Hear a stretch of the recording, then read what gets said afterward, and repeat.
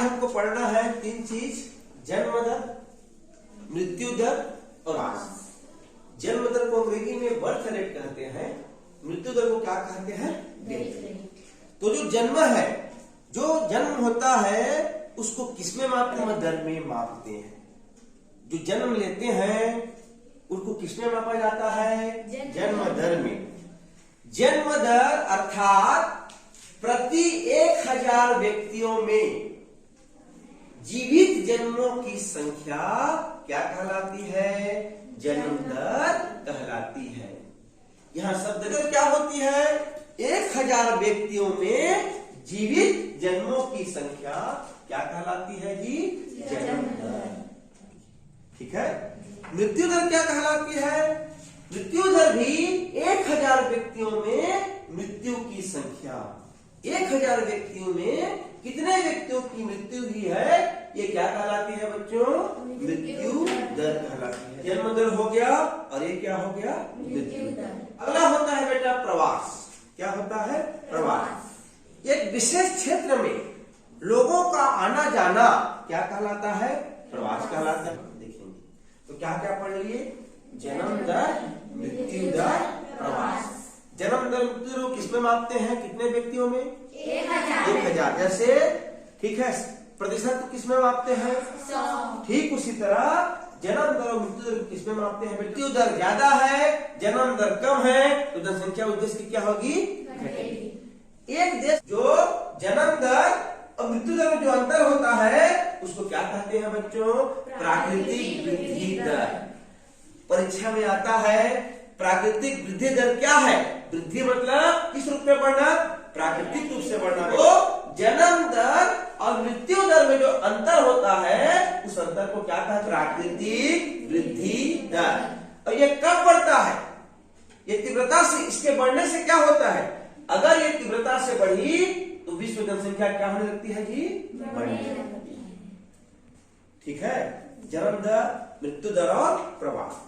प्राकृतिक वृद्धि दर क्या होता है, किसके अंतर को, जन्म दर और मृत्यु दर के अंतर को क्या कहते हैं, प्राकृतिक वृद्धि दर। ये जब तीव्र गति से बढ़ती है देश की जनसंख्या क्या होने लगती है, बढ़ने लगती है।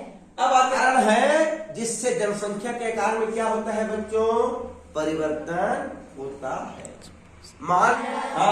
हमारे भारत देश से बहुत सारे लोग नौकरी के लिए बहुत अलग अलग देश जाते हैं। जब लोग अपने देश को छोड़कर दूसरे देश में जाते हैं उनको क्या कहते हैं, प्रवासी। जब लोग देश को छोड़कर कहीं दूसरे देश जाते हैं तो ऐसे लोगों को क्या कहते हैं, उत्प्रवासी। और जो लोग दूसरे देश छोड़कर हमारे देश में आते हैं उनको क्या कहलाते हैं, आप्रवासी। हाँ, अब देश में लेते हैं, कोई भी देश से लोग जब वहां के निवासी वहां को छोड़कर दूसरे देश जाता है उसको क्या कहते हैं, उत्प्रवासी। और दूसरे देश छोड़कर अपने देश में आता है वो क्या कहलाते हैं, आप्रवासी। तो दो देश कहाँ कहाँ, संयुक्त राज्य अमेरिका और ऑस्ट्रेलिया, यहाँ पर जनसंख्या बढ़ी है किसके कारण से, आप्रवासी के कारण। इन दोनों देशों में अन्य देशों के लोगों की संख्या बढ़ी है, बताती है आप्रवासी। एक अफ्रीका महाद्वीप है, यह एक देश कौन सा है बच्चों, वहाँ उत्प्रवासी के कारण लोग दूसरे देश, सूडान को छोड़कर लोग दूसरे देश गए हैं, इसलिए जनसंख्या क्या हुई है, कमी। तो अप्रवासी मतलब आना और उत्प्रवासी मतलब जाना। पढ़ते हैं हम लोग जनसंख्या संगठन। क्या पढ़ेंगे जी, जनसंख्या का संगठन, जनसंख्या का बनावट कैसे है। तो जनसंख्या संगठन क्या बताता है, जनसंख्या की संरचना को बताता है।